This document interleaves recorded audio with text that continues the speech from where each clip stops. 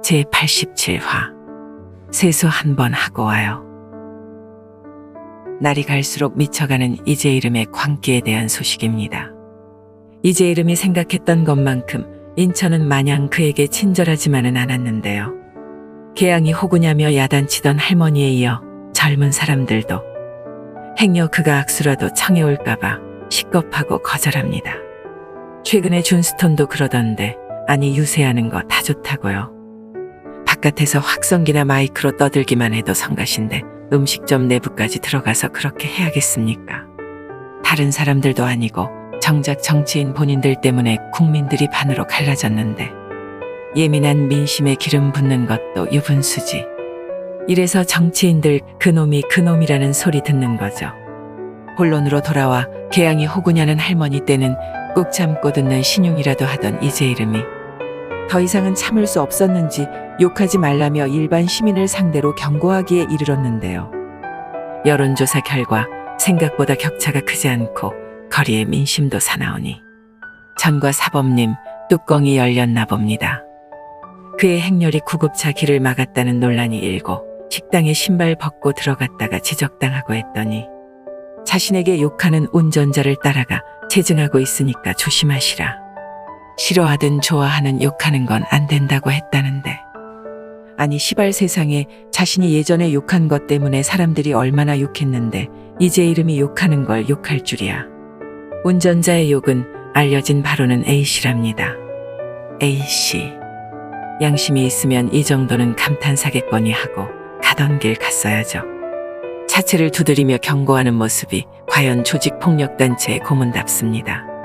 돌이켜보면 이런 사람이 우리나라 대통령 선거의 유력 후보였다는 게 소름 돋으면서도 참 답답한 현실이에요. 한편 이재이름은 계획에도 없는 민영화를 들먹이면서 주특기인 선동을 시작했는데요. 이 선동의 배경은 지난 17일 김대기 비서실장이 인천공항공사, 철도공사 등의 공기업 지분 30~40%를 민간에 매각하는 게 바람직하다는 뜻을 밝힌 데서 비롯됐습니다.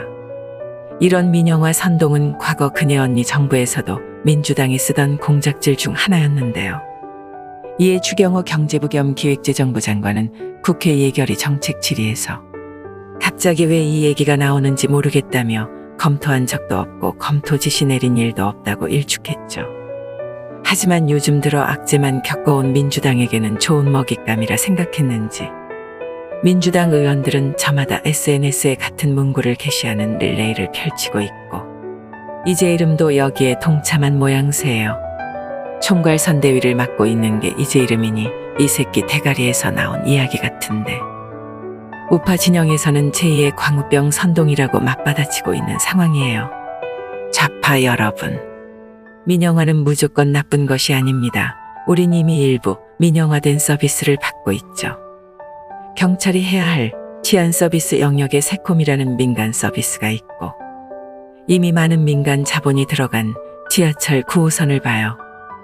민간 사업자가 운영한다고 해서 무조건 많은 돈을 지불해야 하는 게 아니라 오히려 비용이 절감될 수도 있죠. 여러분들이 즐겨보는 프로그램은 당장 수신료를 받아 운영하는 KBS보다 열린공감이나 뉴스공장임을 감안하면 민영화는 마냥 사회악이 아니라는 것을 아셔야 합니다.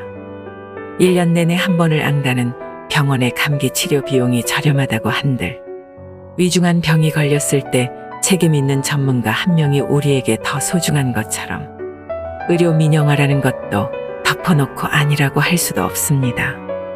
심지어 그 계획조차도 없다고 하니 선동질 그만하시고 세수 한 번 하고 와요.